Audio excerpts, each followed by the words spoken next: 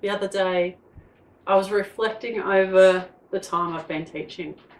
I've been teaching now for 8 years. This is my 9th. And I've relief taught for that amount of time. I haven't gone into full time unless it's for contract. So I looked back over the years that I've been teaching, and the things that I do now where I can pull an activity from nowhere or use a bit of inspiration in a different way was not something that I started with when I first came out. It's something that has evolved over time. We had a discussion the other day, colleagues and I, at a meeting, about where you learn everything to become a teacher. And there's quotes and research out there that says you've learnt everything before you've even started teaching. And I don't totally agree with this. My husband and I were talking the other day about, no, you hit about the 3 or 4 year mark and you sort of get set in your ways. And I can see that happening. It happened to me. Until something, and this is the big thing, that changes that 3 or 4 stagnated thinking and way of teaching, something happens. Something changes the way you think about teaching or inspires you to change one little part of your teaching that impacts everything.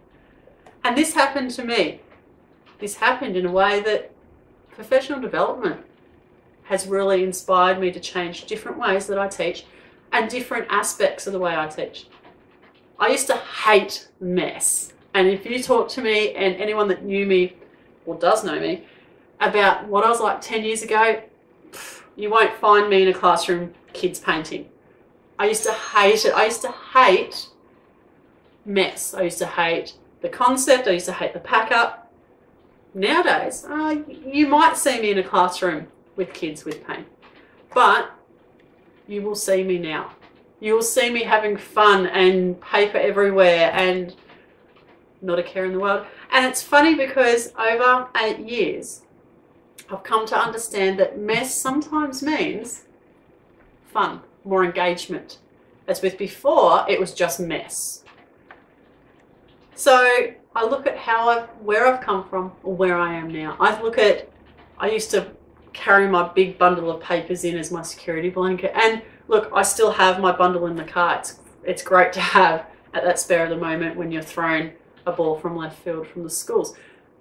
And those worksheets that you can just pull on the spare moment and run with. Now I tend to walk in with a couple of picture books. Yeah, don't need any paper to go with them. And I think about how I can use those couple of picture books in the classroom to engage children. It doesn't take much to engage children, but you know, the Proformers and the Black Line Masters aren't the be all and end all of teaching. And I've evolved over time. I love how different people use their Proformers or their Black Line Masters in the classroom as casual relief teachers. They use them for different activities, different angles. That's the kind of thing that comes over time. It comes with experience, it comes with becoming comfortable in what you're happy to do or what you're happy to explore. So I get lots of ideas from, you know, different areas to do these things. Kids, watching things, talking. And talking is the best way to really reflect on where you've come from and where you are now. So have a time to reflect. Have a look back over your time as a teacher and see where you were and see where you are now. Enjoy.